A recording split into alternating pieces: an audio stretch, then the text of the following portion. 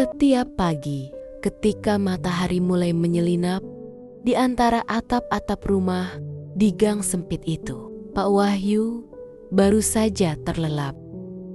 Pria 45 tahun itu baru pulang dari terminal sekitar pukul 3 dini hari. Tubuhnya lelah, punggung pegal, namun wajahnya tetap tenang saat melihat istri dan anak-anaknya tertidur di rumah reyot yang sudah bertahun-tahun mereka tempati.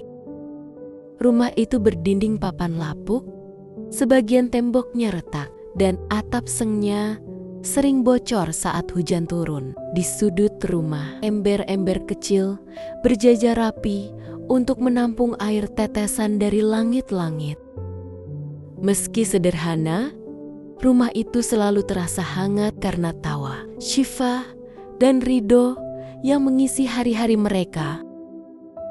Buminah, istri Pak Wahyu, selalu bangun lebih pagi untuk menyiapkan sarapan seadanya. Kadang hanya nasi dan telur dadar, kadang tempe goreng dengan sambal. Saat Pak Wahyu terbangun menjelang siang, anak-anaknya biasanya sudah siap berangkat sekolah dasar dengan seragam yang mulai memudar warnanya. "Pak, nanti pulang jangan lupa beli buku tulis ya," kata Syifa polos.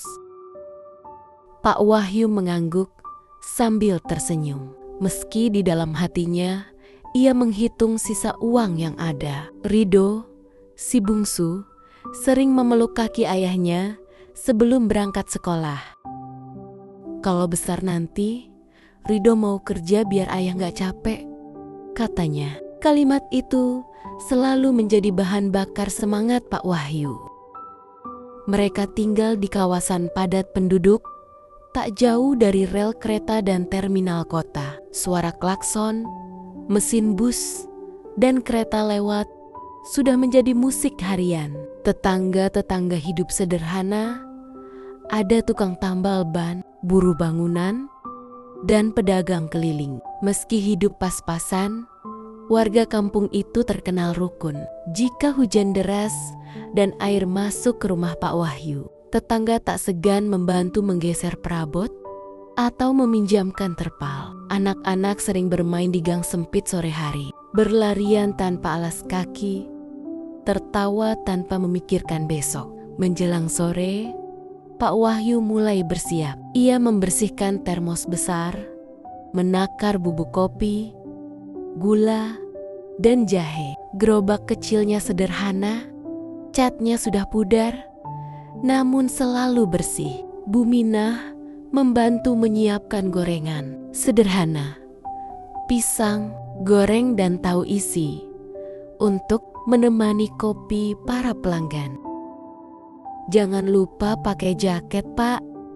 Angin malam dingin," pesan Buminah. Pak Wahyu mengangguk, lalu pamit sambil mencium kening anak-anaknya.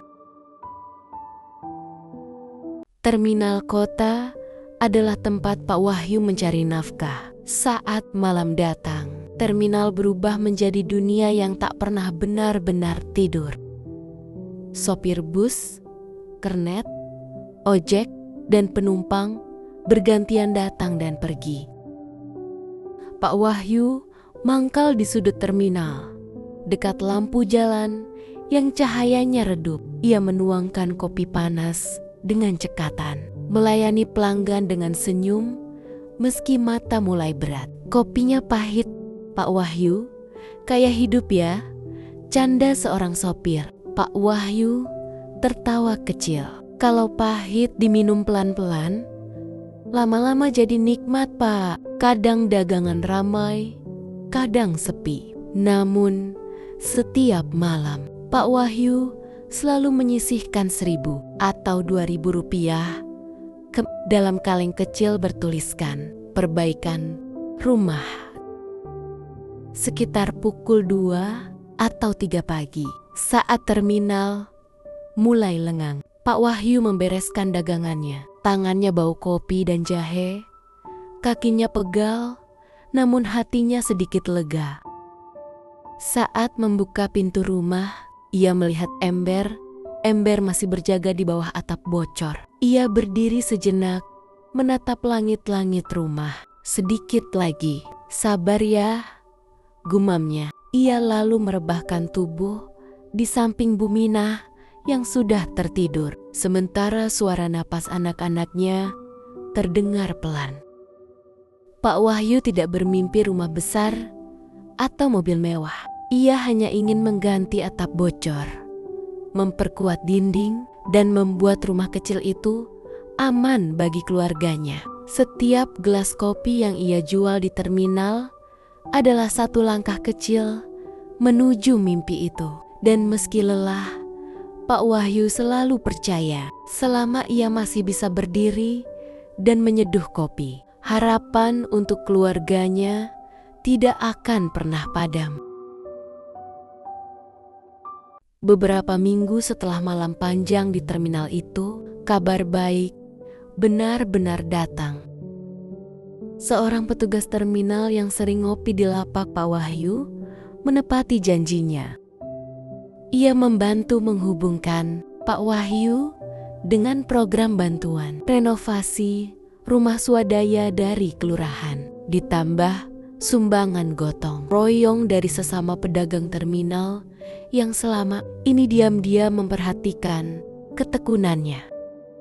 Pak Wahyu hampir tak percaya ketika namanya dipanggil di kantor kelurahan. Tangannya gemetar saat menerima berkas persetujuan perbaikan rumah sederhana. Ini rezeki buat bapak yang gak pernah ngeluh, kata petugas itu. Air mata Pak Wahyu jatuh tanpa bisa ia tahan. Hari perbaikan rumah pun tiba. Pagi itu, halaman kecil rumah reot mereka mendadak ramai. Tetangga berdatangan membawa palu, papan kayu, semen, bahkan sekadar tenaga. Atap yang selama bertahun-tahun bocor akhirnya dilepas dan diganti seng baru. Dinding yang rapuh diperkuat, lantai tanah disemen sederhana agar tidak lagi becek saat hujan. Buminah sibuk di dapur, memasak seadanya untuk para tetangga. Matanya berkaca-kaca, melihat rumahnya berubah sedikit demi sedikit. Alhamdulillah ya, akhirnya, ucapnya lirih. Pak Wahyu hanya mengangguk. Tenggorokannya tercekat oleh rasa syukur. Syifa dan Rido paling bahagia hari itu. Mereka berlarian di dalam rumah yang kini terasa lebih terang dan aman. Nggak bocor lagi, ya, seru Rido sambil menengadah ke atap baru. Syifa memeluk ayahnya erat. Berarti nanti kalau hujan kita nggak pindahin ember lagi ya? Pak Wahyu tertawa kecil, lalu mengusap kepala kedua anaknya. Iya nak, rumah kita sekarang sudah lebih kuat. Bagi Pak Wahyu, senyum anak-anaknya adalah hadiah terbesar dari semua lelah yang ia simpan bertahun-tahun. Malam itu, Pak Wahyu kembali ke terminal. Gerobak kopinya masih sama, termosnya masih sama, tapi hatinya berbeda. Ia menyeduh kopi dengan senyum yang lebih ringan. Setiap tegukan kopi yang ia sajikan, kini tak lagi hanya tentang bertahan hidup, tapi tentang masa depan. Ia tetap menabung. Bukan lagi untuk memperbaiki rumah, tapi untuk pendidikan Syifa dan Rido. Biar capek, yang penting anak-anak gak ikut capek hidup, gumamnya dalam hati. Beberapa hari kemudian, hujan turun deras.